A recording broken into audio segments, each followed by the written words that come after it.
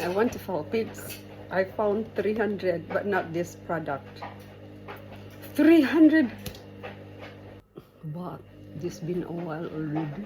1 year na siya. Does it ruin my skin? Sama na siya expire na niya or not. Pero I'm still using. Sa mga expire naman akong panggamit. O yan. This been last year pa. Oh Lord. But this been a while. I've been using this for a while now.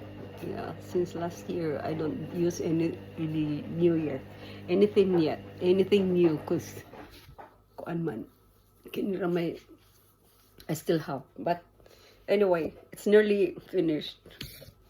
So I might buy a new one. Bye.